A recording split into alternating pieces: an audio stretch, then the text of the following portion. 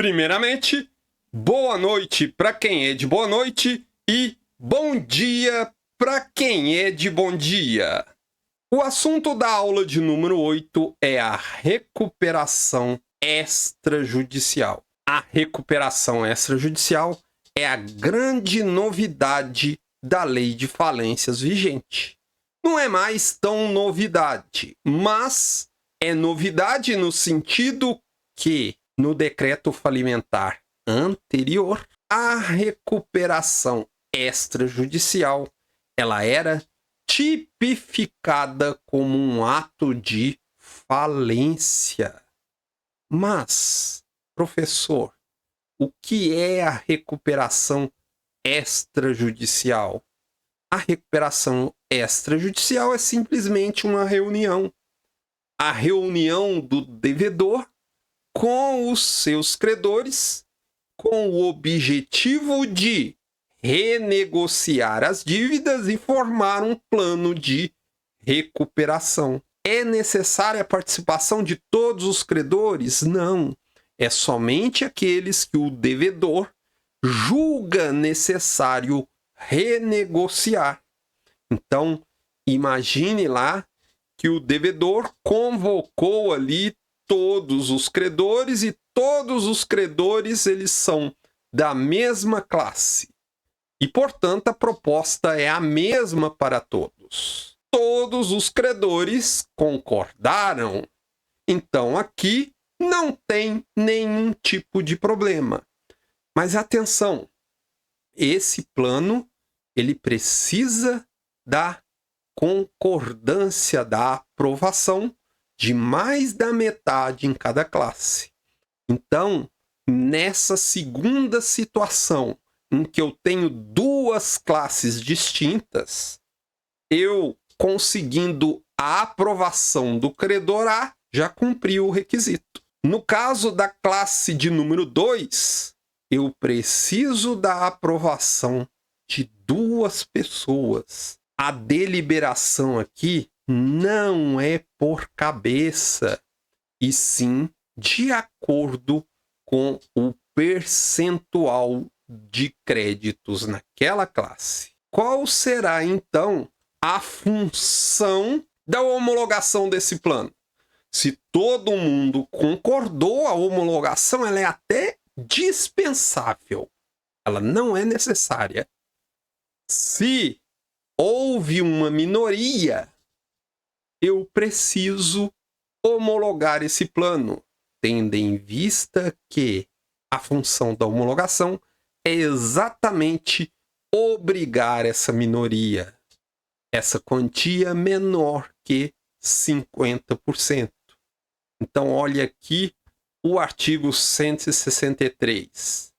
A homologação ela obriga todos, desde que assinada por mais da metade dos créditos de cada classe. Mas, professor, quais são os requisitos para a homologação desse plano de recuperação extrajudicial?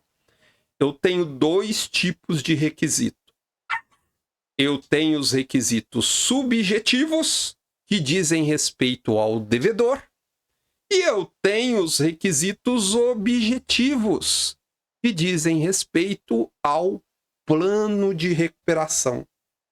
Então, vamos começar aqui com os requisitos subjetivos. Primeiro deles, preencher os requisitos do artigo 48. Olha aqui os mesmos requisitos da recuperação judicial que a gente viu na aula de número 7. Isso aqui está lá no caput do artigo 161. Segundo requisito, não estar em recuperação judicial. Então, por força do parágrafo 3º do artigo 161, o devedor ele não pode requerer a homologação do plano de recuperação extrajudicial se ele estiver com algum pedido de recuperação pendente. Da mesma forma, não pode ser concedida a recuperação extrajudicial ao devedor quando foi concedida a ele uma recuperação judicial ou extrajudicial há menos de 2 anos. Então, na segunda parte do parágrafo 3º do artigo 161, nós temos que o devedor não poderá requerer a homologação do plano de recuperação extrajudicial se houver obtido recuperação judicial ou homologação de outro plano de recuperação extrajudicial há menos de 2 anos. Agora, nós vamos para os requisitos objetivos. E o primeiro deles é o apoio de mais de 50% dos créditos em cada classe. Repetindo que os requisitos objetivos, eles dizem respeito ao plano. Então, veja o dispositivo, o caput do artigo 163.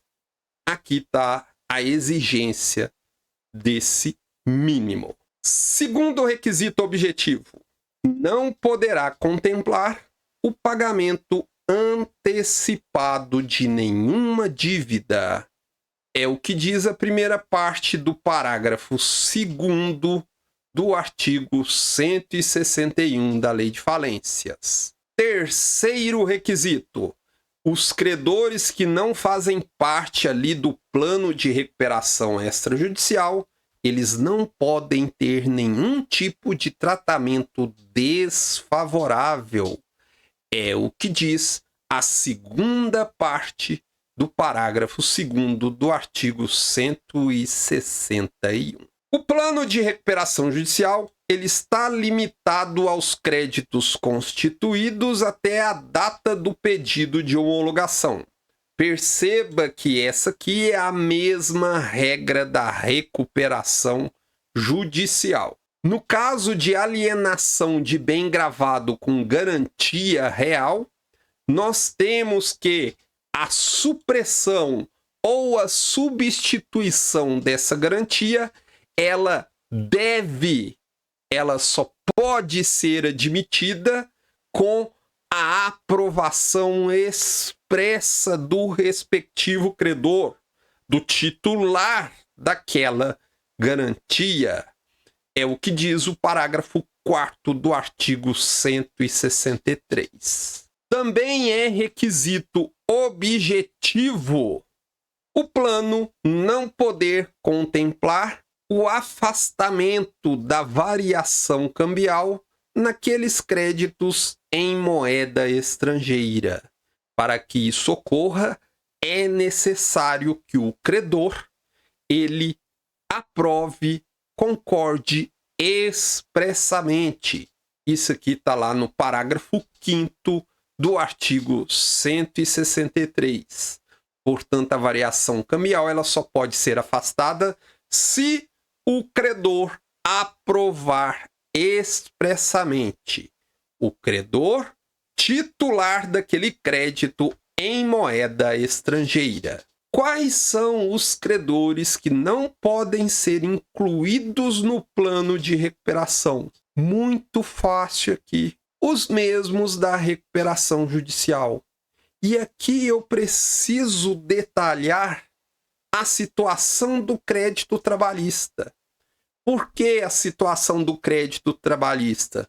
Porque antes isso aqui era um peguinha bem forte nessa disciplina.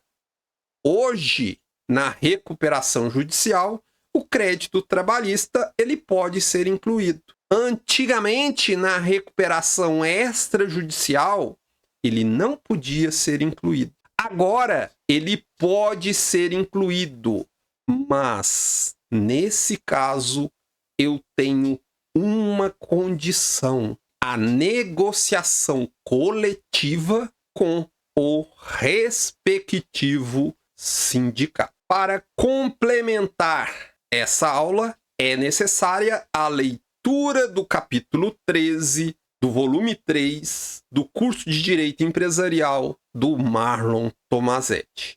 Todos esses livros que estão aqui na tela tá lá na sua biblioteca virtual. E para facilitar ainda mais, olha aqui um macetinho.